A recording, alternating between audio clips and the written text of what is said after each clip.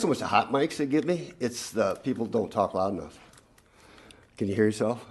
Hello, hello. Yeah, okay, perfect. All right, cool. Sound is good. This is awesome. All right, you got a good setup. I like this. Well, and we're already rolling recording. So oh, okay. That way I know this.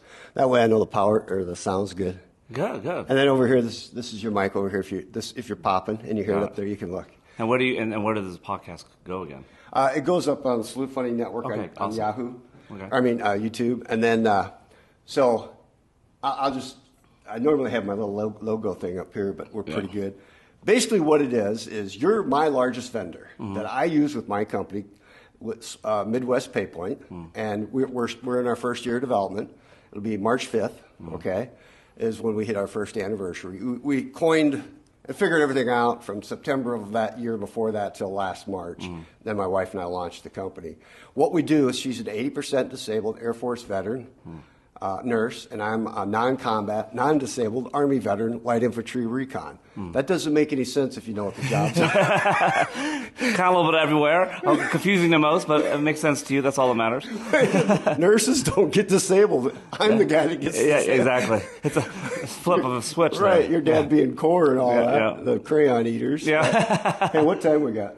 Okay, cool. We can do 35 minutes. We got time, yeah. We got plenty of time. Yeah, we'll chop it up. Dude, you got all kinds of energy. That's all I got to say. Yeah, well, I'll go back to what I was saying. I'll fucking bring it. Let's have a good time. Man, I'm sorry. LFG, my son-in-law was like, I like this. I'm like, yeah, I like good energy. I was the old fart in the room, and you were the middle-aged guy. Yeah, you were definitely by far the oldest. But anyway, what we do is my wife and I, you know about the recurring income that's in our industry that we're in, because you are my vendor. And, we take 1/5 of that on a monthly recurring basis. We send it off to Salute to the Fallen Foundation out of Cedar Rapids, Iowa. I met John, the founder of that, when I was doing a series of podcasts on the war at home, PTSD, and with survivors and people that have gone through it, male, female, all branches of service. And then my wife was getting some surgery in Iowa City, and he was having a fundraising golf tournament in Amana. And while she was resting, I ran over to check it out that Saturday, and he told me, a lot of times I almost go belly up when I'm doing this stuff. And then I have to close down. And I said, well, I think I got an idea. So we signed paperwork about 6 weeks later. That's awesome. To do it. And so you're my number one vendor. You're in Iowa, which is totally awesome. We get this great Iowa attitude, great Iowa service. Every one of my customers that calls down to VizyPay says, Kent, they are just like you said. I go, yeah, isn't that awesome? Well, believe it or not, Iowa has roads and airports and all this cool thing. No one ever think a fintech company would be here, right? Our industry's, I've been doing it 22 years in the payments. This is Austin McNabb. Austin McNabb. And Frank is your partner? Yeah, Frank Pagano's my business partner. Yeah, absolutely. He's got a shirt too, by the way. Okay, good. We better get him one. I'll get pissed if I don't give him one. So, but yeah, our business, kind of what you just said, which is awesome. You just said that. I think our industry, since it's reoccurring revenue, residual based, et cetera, it allows individuals like you that are true entrepreneurs that, you have a million ideas, which obviously you do. And then the fact that you're even being able to chip some of that away to a foundation you believe in this is what this industry is all about, right? Right. Is giving you the ability to have freedom to not, the financial part's great, but using it as a tool to do what you want, regardless of additional business ideas, donating, to a fund like you're doing right now, and thinking outside the box. Everyone thinks if you get in this business, it's got to be 100% just focused on payments. When reality is, once you build a book of business, once you build your business up, you can actually utilize that financial portion as a tool to do a lot of unique things you want to do. Well, hell, we're doing a fucking podcast right now together, right? Like, this is an idea you had to want to do, but you have the ability to do it. Austin, it's because we meet people when we're in this business. Yeah. When we're in this space, yeah. You have to tell people what you're doing. Yeah. You meet them, and you like them, and then you're like, you got a great story. Let's talk about it. Well, what do you want me to say? I don't know what the hell you're going to say. Yeah. When we sit down, we'll figure out what you're going to say. Well, let's have a conversation. That's why I never have a script or whatnot, and when I'm asked to do these things, if there's an agenda or a script, I just won't do it, just because I got to be myself, and if I'm not myself, then then I'm not genuine, and I got to be genuine. I got to tell you what I feel, how I think, and then we're chopping it up, having conversations. Some shit makes sense, and some stuff doesn't. We'll talk about it and have a conversation, laugh about it, cry about it. First thing I picked up on, you want to mention Omaha. By the way, talking about making it authentic. I'm showing the left side of my face. I had 1/3 of my teeth taken out a year ago. Oh my goodness! And so now I'm really looking old and ink. Look at how wrinkly I am. What the hell, dude? I mean, you still look like a strapping young man. I mean, if you zoom out far, probably. Don't zoom in. Don't zoom in. Don't zoom in. Yesterday when I was down at the State House in the Rotunda, somebody came up to me. You look like you're former Secret Service or something, because I had a blue blazer on. And you do kind of look like that. Yeah. I had the tight haircut. You got something to tell me? Yeah, Dan Bongino, we go way back. He's making 4.1. Well, now he's making 244 a year. But awesome. So anyway, tell us where you're from. You gave me a nice little thing about your dad, your mom, and all that. And then I know you're half Vietnamese. Yep. Right. I'm half Vietnamese. By the way, we got to re-record those greetings that you did on my phone because I lost the one. Oh, you did? Oh, yeah. I mean, those greetings. Yeah, my mom did teach me how to do that. But my mom came over here during the Vietnam War. She was basically sent here by her parents to send money back. Obviously it was a bad time in that world. My mom doesn't really talk about it, but right. She went through a lot, and she came to America to kind of send money back, and then shortly thereafter, my dad got into the Marine Corps, and that was right a little bit before the war ended. So he never was deployed, but he was a DI, drill instructor in San Diego for 4 years, and he was in Marine Corps for 21 years. But they ended up divorcing when I was about 4 years old. Okay. But they had me later. I mean, they didn't have me when they first met. I mean, my mom was 37 when she had me. So, my mom's 77 now, still works in a factory in California. But, her normal for her back in the day was much different than my normal, and my normal I thought was a shit show. We had a deadbeat stepfather, abusive, the whole works, and she was with him for many, many years, and she just couldn't get away from the guy, and then eventually she did. Good. And I thought I lived a fucking shitty life. My mom worked 7 days a week. My mom and dad were divorced. I never really saw my dad, although he did reach out and talk to me a lot. And then I go fast forward to my kids today, and it's like, my kid's normal is so much different than mine, but then you go back one generation behind that, it's even worse, right? And I think we all forget about that sometimes, the opportunities that we're afforded just by being right here in the United States. Like, this country allows a lot of people to do a lot of things, and she came here. She didn't have as many opportunities. She's broken English, and she obviously didn't have a degree or anything. So she's been in a factory, for all these years working, but she allowed me the opportunity. She was very strict with me when I was young, like old-fashioned. She would only talk to me in English, yell at me in Vietnamese, only talk to me in English. She didn't want me to go to school to be made fun of. She was old-fashioned. You don't go in the kitchen, but you do all the man stuff, which is mow lawns and pick up stuff like that. She was very, nowadays it's a little bit different, right? But she was very old-school thinking and doing those things. And, I'm glad she still whooped my ass plenty of times growing up, which I probably deserved, which probably helped me out now. Me, I'm not a fan of doing that, but she was... Times changed, and I appreciate her working her ass off and, leading by example that, adversity, you just can't let it stop you, So I'm proud of her. And then my dad, obviously, I'm very proud of, just because, he served our country for 21 years in the capacity of helping a lot of people. And now he's retired in, northern Florida. My mom is in Southern California, way opposite. But flying time if you want to go see them both. But you've reconnected with your dad? Yeah. My dad and I. He believe it or not, he called me for when they divorced at 14. He called me for 14 years straight, like every day, 365 days. But back then, when we had answer machines, he would leave voicemails if I wasn't available. We've always had a great relationship. It's the weirdest relationship because it's not a physical one, right? I don't ever really see him often, but on the phone, it's like I see him every day, right? It's remote. So I try to talk to him every once a week, once every other week. I try to do the same thing for my mom. Yeah. Life flies by. I got kids. I got businesses. I got a lot of things I got to do, but I just don't want to forget about the very people that have my back and cheered me on throughout the years through tough times or good times, etc. So just double checking. I've got a lot of podcasts on this card. Okay, it's all good. That's good. Well, that means that means you're actually having people want to talk to you. That's good news. Okay. Well, I got former Congressman Rod Blum on there. April Conway, who's married to Simon Conway, who's on WHO radio.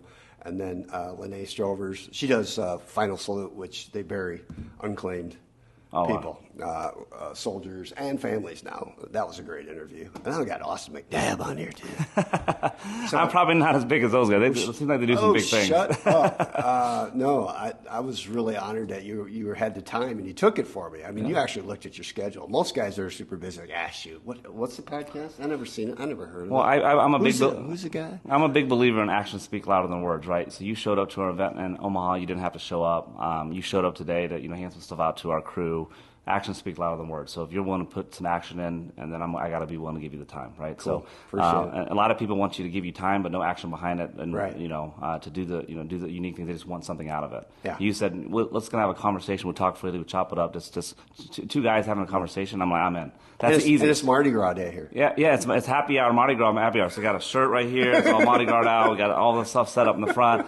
We have themed happy hours. We have a 3,000 square foot bar at our office. We probably have one of the best bars in the city. Before I leave, I'm going to go out and I'll get a little footage of it. Oh, well, for sure. Yeah. We've had weddings at our company. We've had themed happy hours. It's been unique stuff that we've done here. So. Oh, there. Oh, now we're making. Okay, that looks a little bit better. I had it up a little bit high. No, your entryway is really cool here. Yeah. And your gal that watches the front door, she sure makes sure that she's got my label on me. She followed me all the way down. Oh no, she's a sharpshooter. She's good. She don't mess around. Right. So don't let her looks fool you. She'll whoop that ass. So how did you start VizyPay?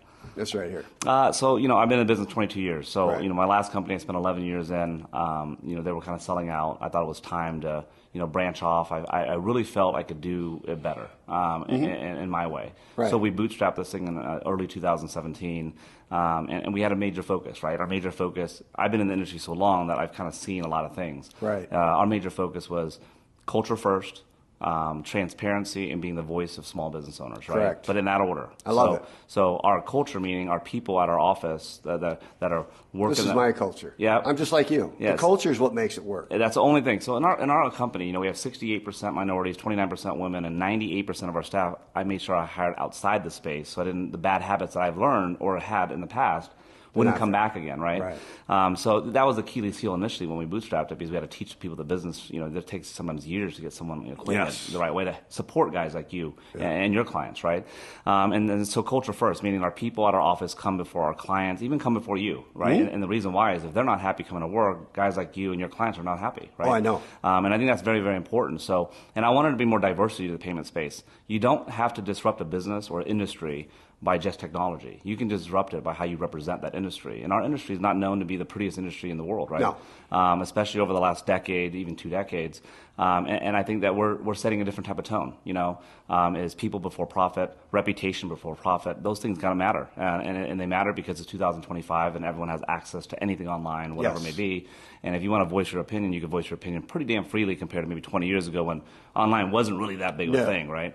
So culture first, transparency, and being the voice of small business owners. So we focus really in rural America. I think they're the most underserved. I think that sometimes they're 4, 6, even 10 years behind a big city. Underserved and taken advantage of. 100%. There were legacy companies. It's very negative in those areas. Well, it's negative anywhere. But that's the one thing about this industry, like you're saying. It's a negative industry to be in. Very. This is worse than insurance. I did insurance. Like used car salesmen. Like that's what it feels like sometimes. Like old school movies, like how the used car salesman guys were. It's people crazy. walk in. I'm lucky I represent something. Yeah. And I'm trying to save lives. They get that. They get it pretty quick with me. So I'm lucky I've got that. Yeah. Like you said, culture. I'm trying to build a community of people, consumers and merchants. Yeah. And that's why I really love your staff. And your energy is great down here. Every time I come down.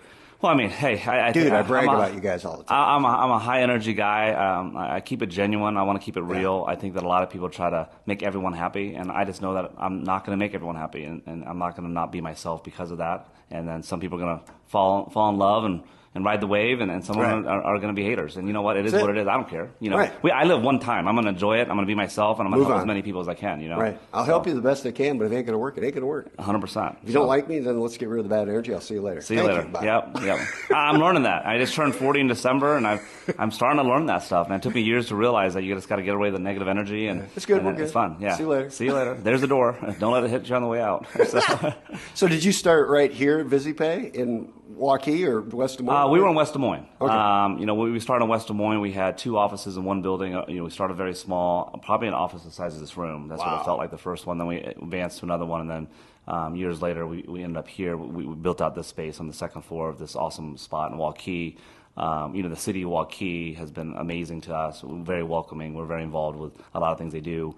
When it comes down to this, helping. We send a lot of our groups to like leadership groups that they have over the years, and we do our very best to like our lounge, our 3,000 square foot bar. We open it up to like individuals that are maybe like Chamber of Commerce for the city. They can use it free of cost as long as they, purchase from a small business owner that's one of our clients. Our staff can use it at no cost. Small business owners, if they ask to use it within the hours we can have it, they can do it. So we give it back to the public too. Yeah. So that's a unique thing. We've had a lot of unique things happen to that space. So. Well, I can see where a wedding would work really good. Then you got the outside portion of it too. Yeah. We pulled an employee wedding, which is awesome, and I think that's what this is all about, right?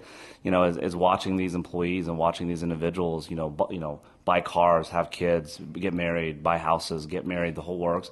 It's intriguing. I never thought in my 20s I would give a shit. Right. Just because I was so laser focused on just me, and I realized that's not the case. You can't do that anymore. I think it's important to, put them first, and when they succeed, you succeed, and to see them even want to have a wedding here is one of those things I'll remember the rest of my life. Yeah. And it's small, but small thing because we have so many events, but it's a big thing to me because it sees growth in our organization's culture and in those individuals. It's pretty dope. Well, if you're serving unto others, then it lifts you up more than just being a servant unto yourself. 100%. Yeah. Success is weird. I thought growing up in my 20s, success was, fuck everyone else around you to stay laser focused on yourself and whatever tornado you are, you're just the tornado. So if you want to mess things up, you just mess things up. And reality is that was bad. That's not a good way of thinking. No, it's not. Instead, you bring people together, you get to know them at a level that's on a personal level, and leadership is two different ways, in my opinion. You got the leaders that tell you what to do, and you say yes because they're your boss. Right. And you have the leaders that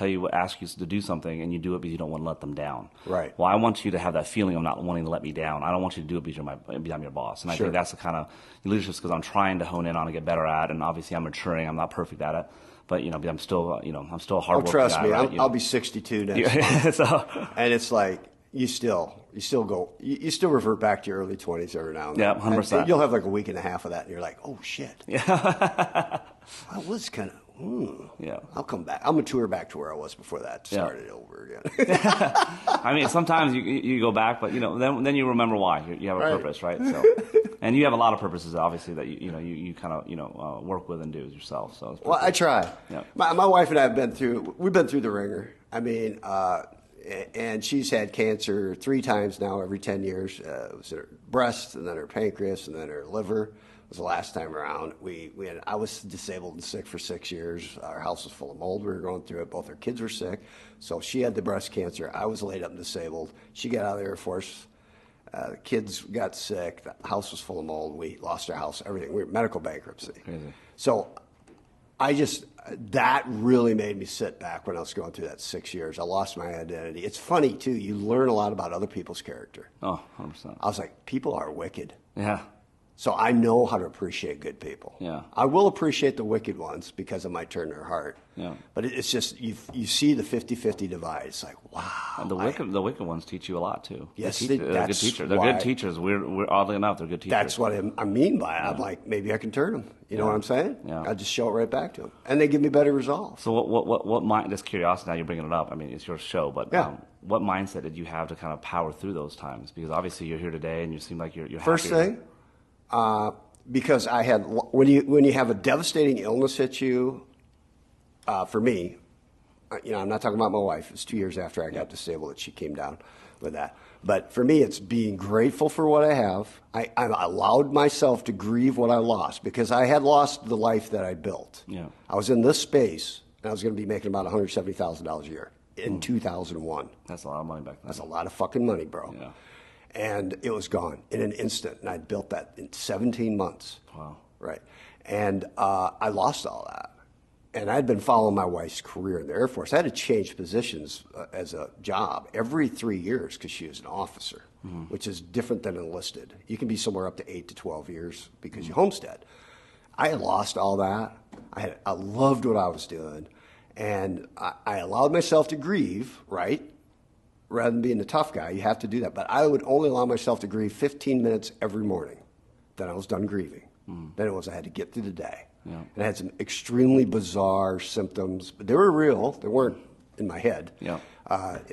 But anyway, and then humor.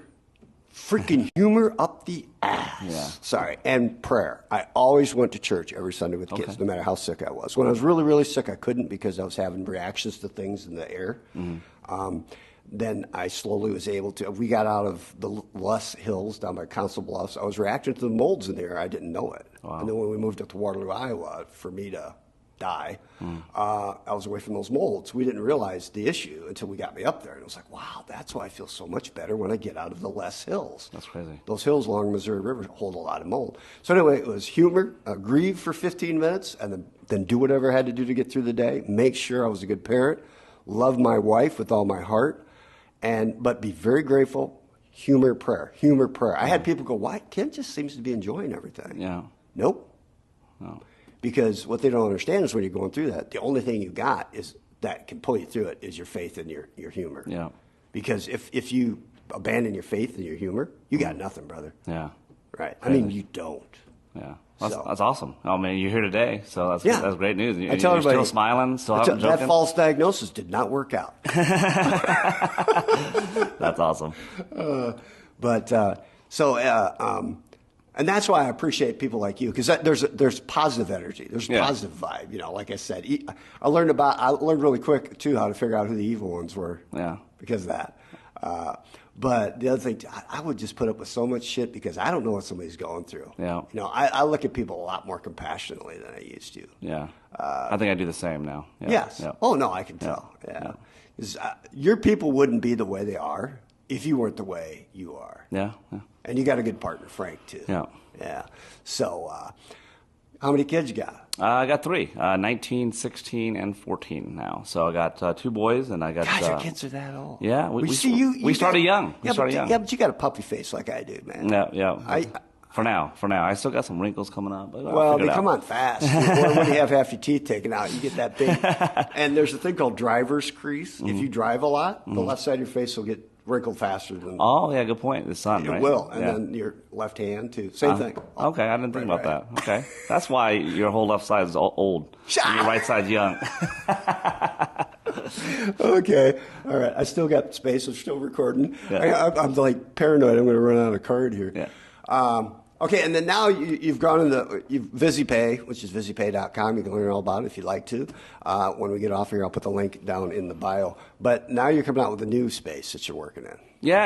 I mean, VizyPay is something that is my baby, and it will always be. I'm VizyPay for many years to come. But I saw an opportunity in the world of sports betting with LFG Sports AI, and I thought I could, just like helping small business owners, it was my big thing. Is in this world, I'm helping the casual better that they do work their ass off for their money, right? Oh. So, but they want to sometimes have a little fun. They'll bet with their friends, whatever it may be. Sometimes not big, but the casual bettor doesn't really understand the betting world. So, putting a platform together that allows data analytics and some AI in there, some social aspects to it, and also allowing you to aggregate all your sports books like DraftKings and FanDuel in one spot. It makes it easy for them to not think as much and then kind of make the proper decisions on making the proper bets that they're going to make, right? Yeah, cool. So they wake up in the morning and they can see quickly through analytics what's best for them, and they make those bets, or they do it with their friends, during the Super Bowl party. And the Super Bowl is 68 million people bet on the Super Bowl, which is a 35% increase year over year because the United States is starting to allow iGaming, which is anything sports online. For a long time, Iowa didn't have it. Yeah, and iGaming is a unique industry because it's basically all online, casino or sports books, sports betting. And now states are starting to allow it more and more and more. And it reminds me of payments. It's almost directly, it feels the same as payments, right? Sure. Because, there's a lot of similarities between the two, and it reminds me of 2006 to 2009 when the payment space no one really knew about it, but then it blew up because, the housing market crashed and the real estate agents got into the business and it just blew up. Now everyone knows about the payment space, in my opinion. Mm-hmm. In this space, there's not a lot of technology in it, in the iGaming space, and that's something that we want to, take advantage of, and I want to, build. And you don't need 85 employees like we have here at VizyPay. Right. You need some developers, some marketers, but it's all mobile, app driven, right? Sure.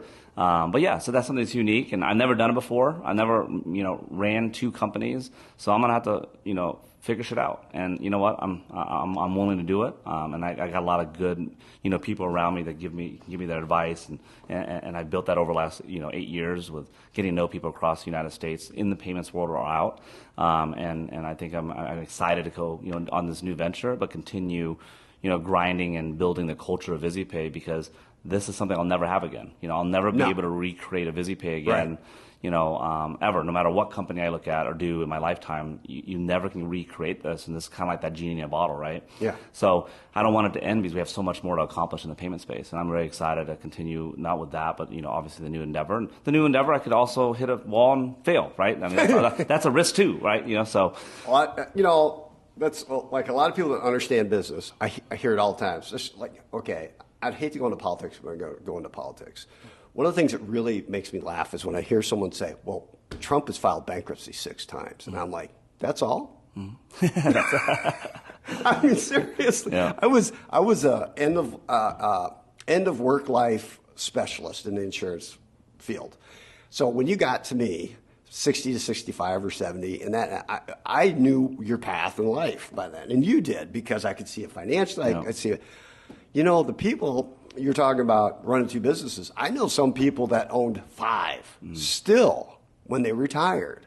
They built it up. They found the right people to run it, and they would do the 30,000-foot thing because they got the right people in there and they could do it. And if they needed to adjust it, they would. And then they would buy some different properties. They'd do other things besides the businesses. But other people didn't always know that they owned multiple businesses. Yeah. That's like in this space. I mean, I got people I'm working on that own like 5 different types of businesses. Awesome. They get me into one, and we'll have you try the other one. Yep. That's so awesome. It's all reputation based, So I think you're going to do fine. I really do. So where are you going to develop that at? That's something that I'm working with a crew out of New York. Okay. That's kind of helped me guide me and kind of developing it or whatnot. And they're a great group. They're a startup group as well back in the day, and they're obviously bigger now. They're 5-6 years deep. Yeah. So that's where that is. And the marketing portion is, believe it or not, it's a weird feeling, because I'm doing everything myself again. Cool. The next conference I go to in that space, I'm going alone. Like all this brings back memories of VizyPay when we first started. Yeah. And it's kind of, that's an exciting thing. So VizyPay has the exciting feel of a startup still today. I think the culture we built. Yeah. But it's not the same as the grind mentality that you had at the first year, right?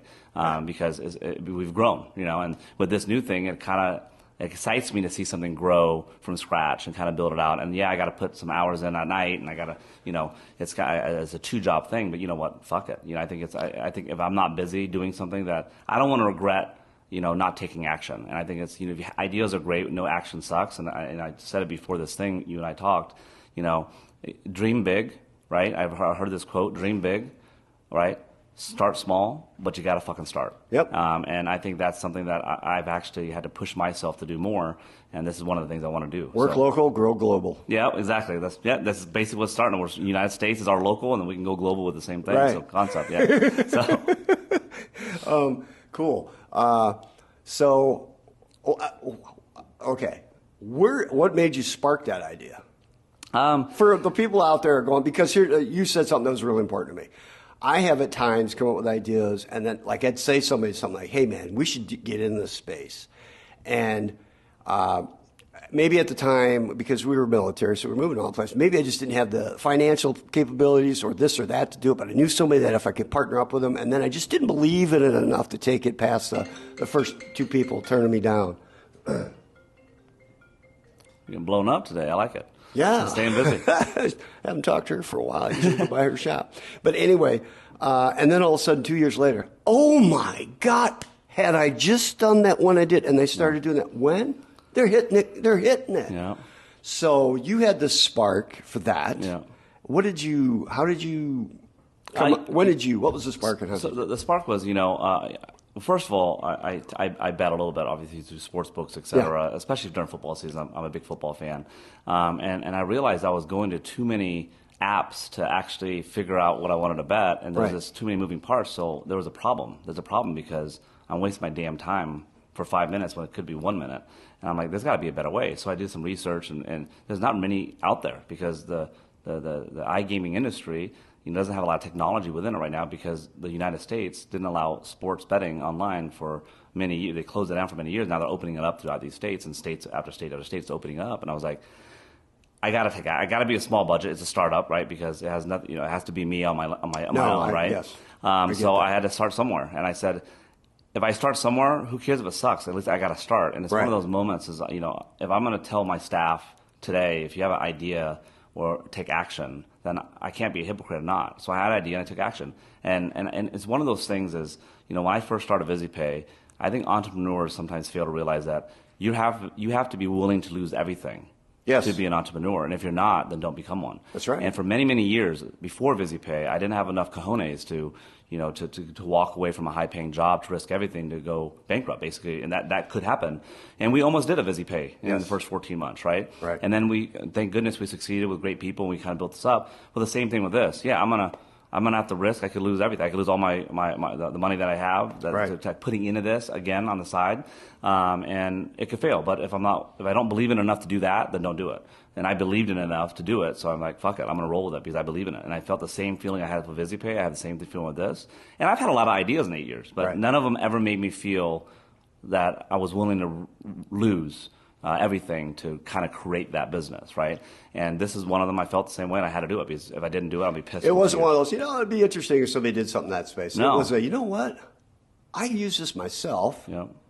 I think this is something that's really viable. I'm going to look into it, and then you went from there, and you really 100%, yeah. Because a lot of people just get ideas. There's tons of people have ideas, right? And sometimes, but they don't believe in it enough to risk anything. So my problem was I believed in them, but I didn't go to the risk factor. The risking is the worst part of there was building twice something. I know I was like, holy shit, I would have killed it. I would have absolutely fucking killed it. And that's the hardest thing about having great ideas is if you're not willing to lose everything or lose a lot, then that means you don't believe in it enough. No. So don't fucking do it because because you're going to go in there too cautious. Yes. You have to go in there willing to risk things to make it work and know that it could fail, right? But if you go in there too cautious because you kind of believe in it and you're going to mingle a little bit, you're not willing to lose much, then you're not going to really build something because you're not risking enough. There's not enough skin in the game mindset wise to actually get you to do that.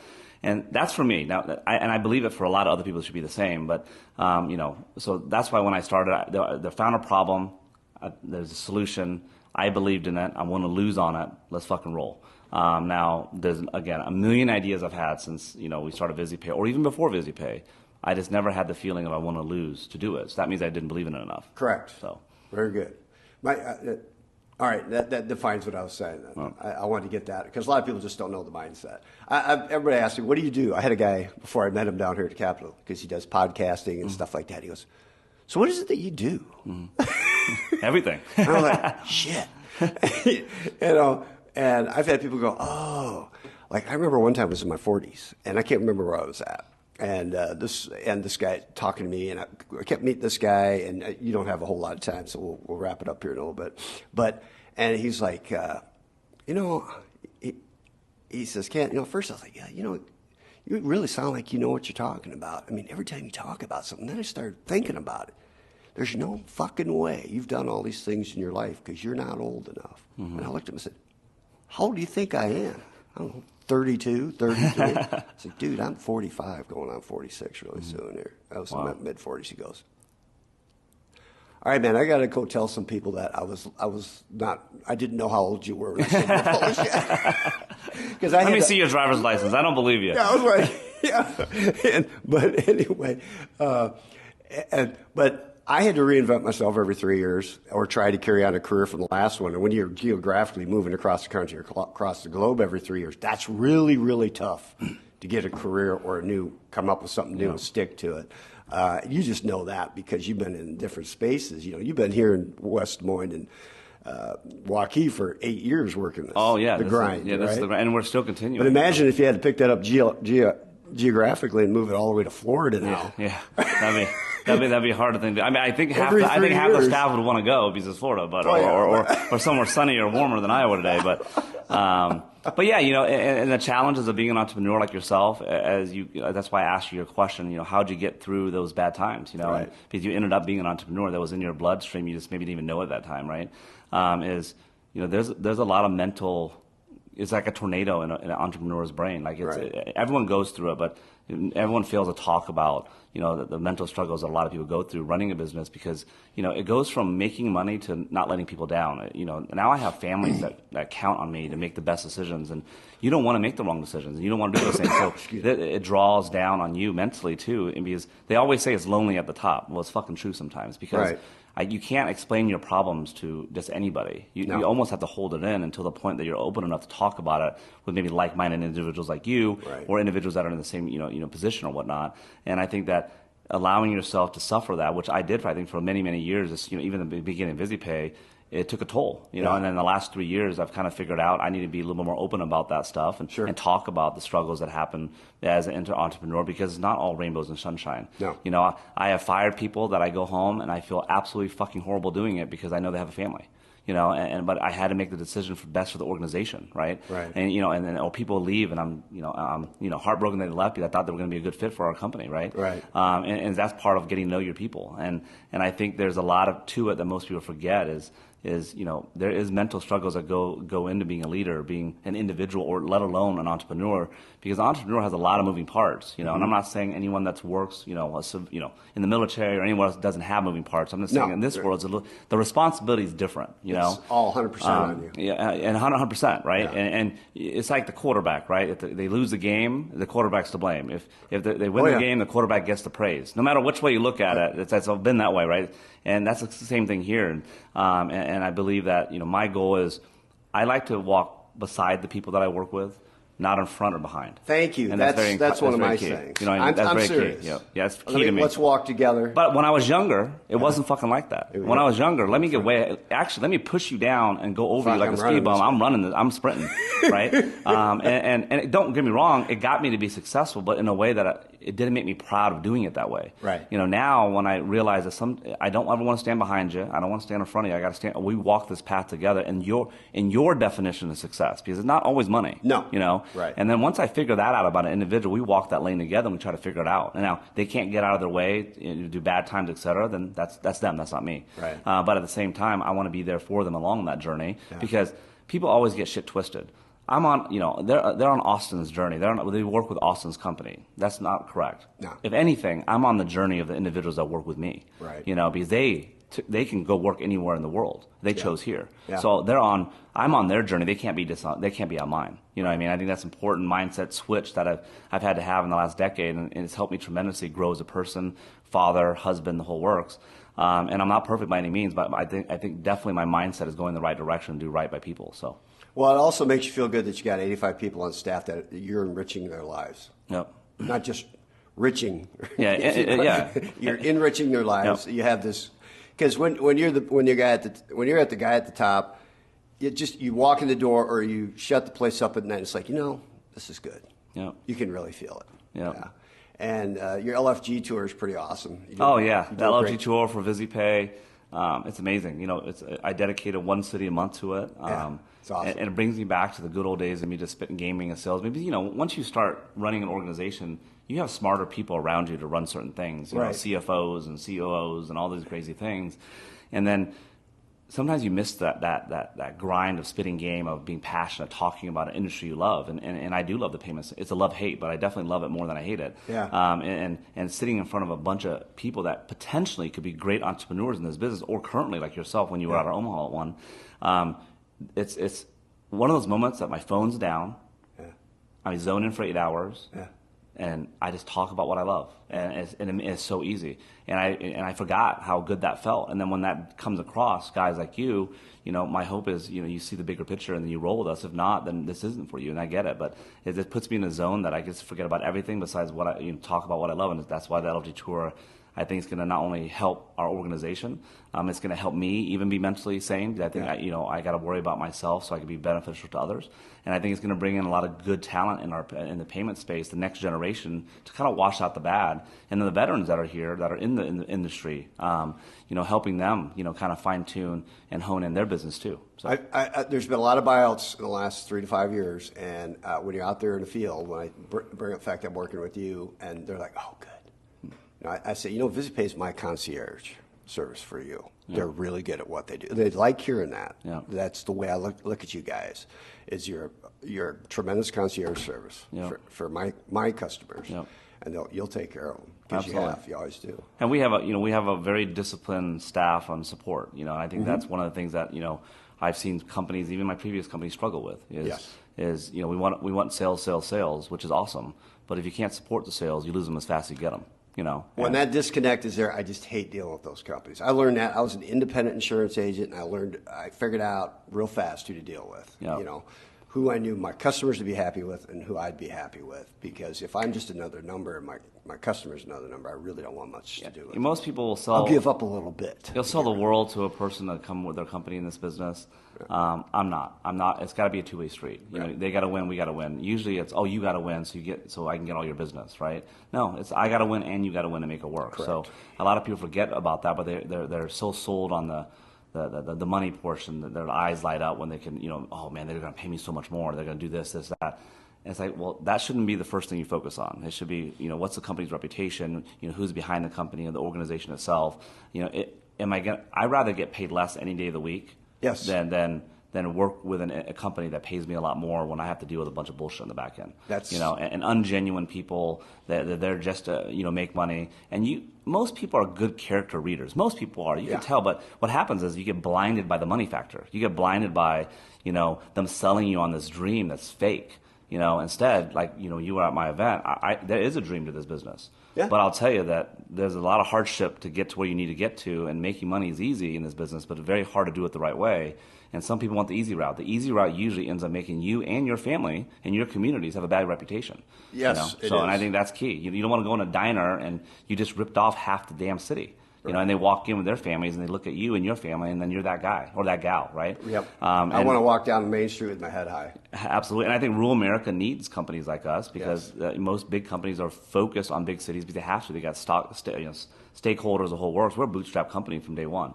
And rural America is underserved, taken advantage of. Technology is behind them, and on top of it, they're with legacy companies. So that means they're getting totally hammered, and they don't even know what's happening. I still run into junk all the time. Yeah. I mean, I had a friend of mine who I've known for years came on early on with me, and then they kept putting off going to his other branch of what he does, same name, but then finally it's like, hey, let's finally do that. And so I did, and he goes, you could have saved me $6,000 to $7,000 in the 12 months I fooled around. I go, well, I just kept bringing it up. I didn't want to rush you. He goes, next time I'll listen to you. He says, and I'll tell everybody. You haven't called me. I'll just right off the bat. Well, I put them off for a year. I could have saved $7,000 that year. That's awesome. On the low end. Okay. Well, hey, I know I was running late. It's 9:29. No. Sorry, my equipment was back at the hotel. I had to go back. Hey, I live and breathe by my schedule, but I want to give you the time. You drove out here from the Waterloo area. I know you were kind of doing some things downtown yesterday, but listen, I appreciate not only our partnership, but I appreciate you even thinking about me to do one of these, things with you, because reality is you could have chose a lot of other people. Man, you brought me in. I love it. Thank you. And somebody else called me. Yeah, you're just a popular guy. Are you sure you're not Secret Service? That's my CPA. Okay. That's not good. I'm joking. Well, thank you, Austin. I really appreciate it. And the one thing I tell everybody is if you figure out what your dream is and you want to do it, okay, because you got me thinking about when I used to fly over the United States doing motivational speaking, is you have to define the line right here. It's like, okay, this line, when I step over it, I cannot step back. This line right here is the cliff.